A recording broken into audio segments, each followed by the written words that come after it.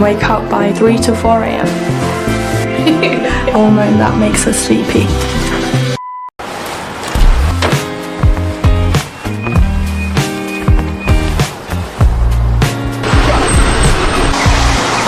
So I've just finished with another day of medical school. Currently I'm on general practice, or Americans call it family medicine, and we finish a lot later than usual when I'm on this rotation. It's currently 16:20 and I'm waiting for my train back home.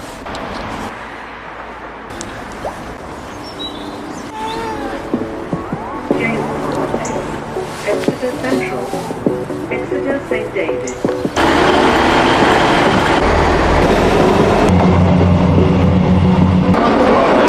So my journey, including the train ride and walk back home, takes half an hour. So it's enough time to listen to a few medical school voice notes or catch up on a podcast. Interestingly, during my commute, I feel a strong sense of responsibility to spend my time wisely. Maybe it's because I know I'm already disadvantaged against people who doesn't need to travel daily to work or school. So I make an effort to do something beneficial for myself. And when I get to rest at home, it feels so much better.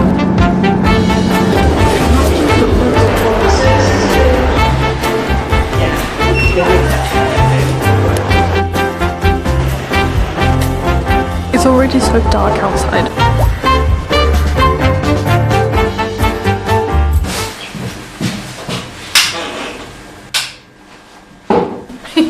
How was your day? Good. It's actually quite nice. Sometimes a bit slow, but we had some really nice teaching. We swabbed ourselves and put it on an agar plate, and we're gonna see what grows, so that's kind of fun. Wow, you're in microbiology, are you? Yeah.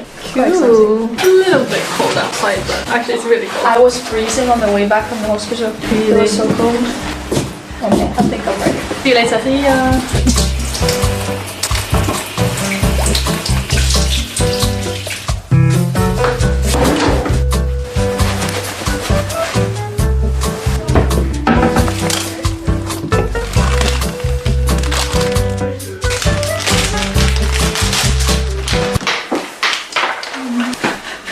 3-second rule.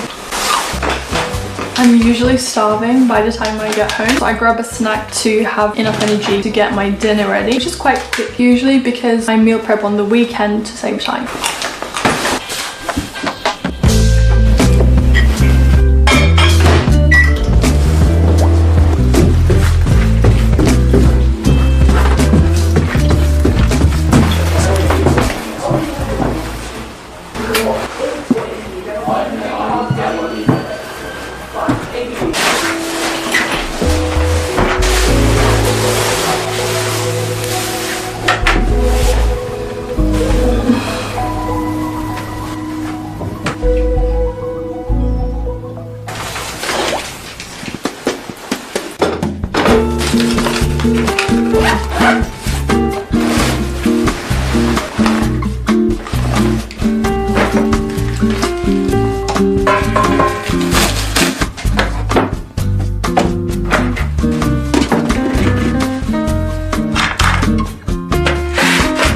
Honestly, my first instinct when I come to my room is to lie on my bed, but I've been trying to turn that instinct into a reminder to quickly unpack and clean out any rubbish in my bag or pockets. When I skip unhelpful habits and do something good as soon as I get into my room, it sets a positive momentum and makes it easier for me to tackle the rest of my evening tasks.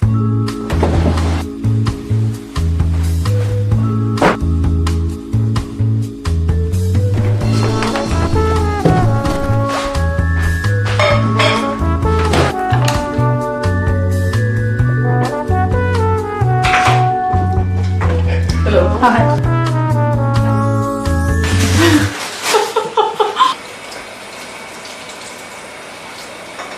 I usually eat dinner right after I get home, which is around 4 to 5 p.m, and I aim to eat at least 3 hours before bed. And since my flatmates have their meals past 8 o'clock, I don't see them much in the evenings as I'm already asleep by then. And you know, this can be one of the disadvantages of going to sleep early. But all of my flatmates are medical students and we all have 8 o'clock placements the next morning, so we don't really have time to hang out much in the evenings on weekdays anyway.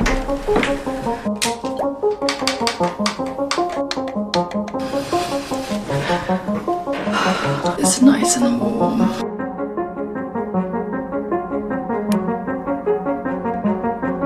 I get very sleepy a lot earlier in the evening than most people do. So I sleep by 8 p.m. and wake up by 3 to 4 a.m. I'm not sure which one started the cycle for me first, whether waking up early caused me to feel sleepy earlier in the evening or vice versa, but I know this has been my routine my whole life. I'm aware that my natural circadian rhythm, or my body's internal clock, sits on the earlier side of the spectrum. But everyone is unique, and what really matters is how we spend our time, not when we sleep and wake up. I'm a lot more efficient in the morning, so I do majority of my work then. And in the evenings, I just prioritize resting. But realistically, there are still some days where I study in the evenings, like if it's exam season. But I find keeping evening work very minimal and doing it as soon as I can works the best, because the more I push it further, the more sleepy and less productive I get. In one of the Skillshare classes I watched on how to beat procrastination, it talked about reducing what makes doing that action inconvenient. Like when we're sleepy, doing anything becomes inconvenient. By the way, Skillshare has classes on a variety of topics, from freelancing to self-development to marketing to how to take your crochet to the next level. It guides you step by step on how to develop a new hobby, or how to turn that hobby into earnings. And the best part is Skillshare offers 1 month free trial, so you can access all of these incredible courses without paying anything. And if you feel it's not for you, you can cancel your subscription within the trial, so it's risk-free. Thank you Skillshare for sponsoring this part of the video. The first 500 people to use my link will get 1 month free trial of Skillshare.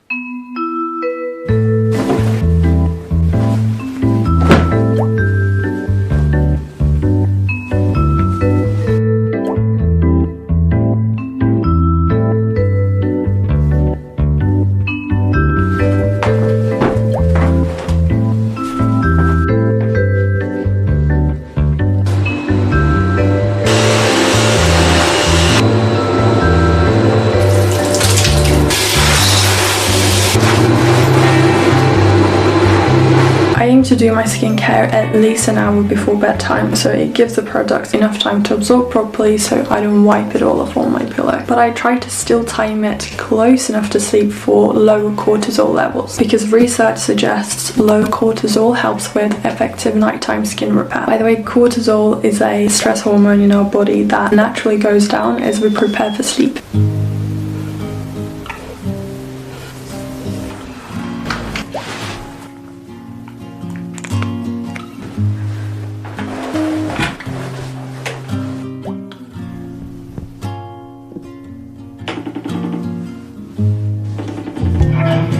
Hello.